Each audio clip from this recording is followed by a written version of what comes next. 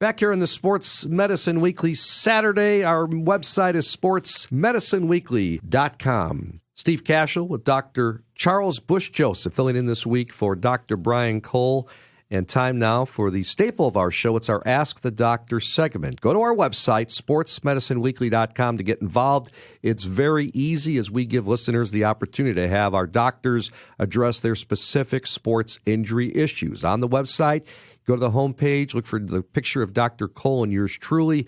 Click on that link, and you can ask the doc a question. Got some good ones for Dr. Chuck this week. You ready? I'm always ready, Steve. Okay, here we go now. We're going to talk about probiotics. One listener asking Dr. Charles Bush-Joseph, what are the GI benefits of probiotics? You know, Steve, I would tell you this is something over the past 5 years that our professional athletes have really grasped onto this concept. You know, having proper GI bacteria and gut management is a critical element to performance. And I would tell you that most people don't realize, but the most important organ in fluid control, obviously beyond your kidneys, is your large intestine. And so if you're a person, unfortunately, that has dietary problems or issues where you wax and wane between diarrhea or constipation and retaining gas, that's usually due to really a poor balance of your GI bacteria. Now, what are the causes of that?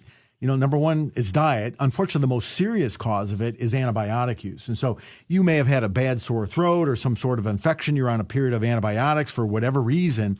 Unfortunately, when you take antibiotics to cure that infection, whether it be a GI or a urinary infection, unfortunately, you're doing significant damage to the normal bacteria in your intestines.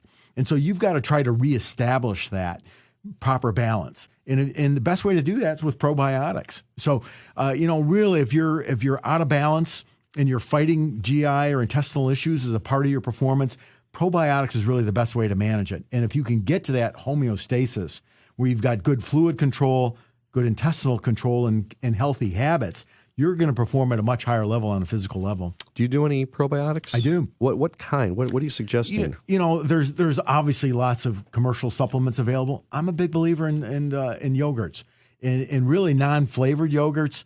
You know, are better. So the natural yogurt that you may supplement with your own fruits and your own natural grains is helpful. You know, certainly the commercial ones over the counter by large brand names are very, very good. But in my mind, yogurt is probably the best. Wow. Any others that jump to mind if people don't like yogurt? I would say that certainly there are excellent nutritional supplements available that deal primarily with probiotic supplementation. I don't want to name a specific brand, sure. Without. But look for the probiotic name. If you look for the probiotic name, I think that's something worth your time for reading and certainly worth your time for making sure that you're going to maximize this for your performance. All right, next question for Dr. Charles Bush-Joseph, again filling in this week for Dr. Brian Cole. It's our Ask the Doctor segment. Another listener, Dr. Chuck, asks us this. What are some of the ways to break through a weight loss plateau? You know, Steve, there's a couple of things to think about when you're going to entertain weight loss.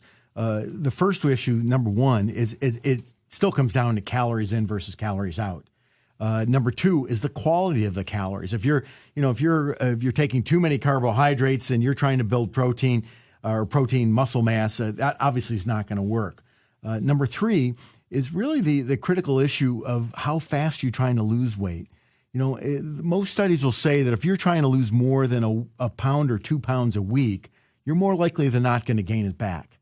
And so when we see some of the newer diets that where patients get a real positive feedback where they've lost 5 or 7 or 8 pounds in that first week or 10 days, unfortunately, much of what they're losing is water weight and some protein weight.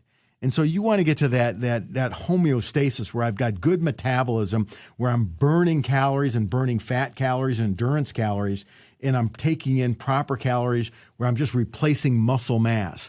And so certainly nutritional balance is key. So the speed of the weight loss is as much as anything. And so when listeners get through that first early fluid loss, weight loss, and they're overly encouraged, I'm going to lose 5-8 pounds a week, I think they get discouraged when they all of a sudden get past that. I'm now at fluid homeostasis, and now I'm really losing fat weight. So the speed of the weight is the most critical thing to consider. You know, Dr. Cole and I have gotten into this, Dr. Chuck, in the past with what to eat for breakfast, or maybe do that intermittent fasting. There's two schools of thought. Either Dr. Cohen always says, get your engine running, feed yourself early in the morning, and, you burn those calories all day. It's like getting the furnace burning. Yet the intermittent fasting I've witnessed for myself, I'm losing some weight by not eating for 12 hours. If I can go between like 8 p.m. and at least 8 a.m., I've been losing some weight with a very small breakfast. You see it both ways? No, I think you're right. And the real answer is late calories are bad calories. Yeah. There's no doubt. And certainly the first thing that I tell our patients, and when weight loss is a critical element of their treatment and care, calories after dinner are the worst calories. They're going right to your butt. Yep. And so I think that if you've got that 8 or 10 or 12 hours of fasting, that's the most appropriate manner. And so the simplest way, I'm going to eat at specific times. Morning calories are better than evening calories. Lunch calories are important to maintain good focus through the afternoon. But light dinners and then no calories after dinner is critical. It's hard, though. I was a sportscaster full-time for 30 years and did the Bulls for 24 years, 18 on the radio. And it's hard. I talked with Neil Funk about this, our Bulls broadcast. You come home and you're hungry. You just worked the game, right? I tried to stay out of the locker room, sometimes there, and even the press area would have a little bit of a meal or something, or, even popcorn or something. You try not, but you get home and I'm sorry, I don't make myself a big sandwich, but I had to have a little something. Steve, I would say, unfortunately, you have that problem that you're in that entertainment industry, which unfortunately their circadian rhythms are dramatically different than the general public. Right. You guys wake up at different times. You have to work and be more intense at different times. And I will say this, for people in your line of business, thinking and focus does chew up a lot of calories. Your brain is a high utilizer of glucose. And so you really do have to have high energy and glucose levels at that time when you have to be optimal. For the majority of people that work during the day, late night eating is a bad thing. All righty. Great stuff. Dr. Charles Bush Joseph filling in this week for Dr. Cole. Great work. Appreciate it, Doc. Really thank you for joining us and being with us. Steve, always happy to be with you. All righty. Our producer this week, Adam Stasinski. Great job, Adam. Our coordinating producer, Tracy Torrell. Also want to thank David Cole. He manages our website, which is sportsmedicineweekly.com, and our business operations.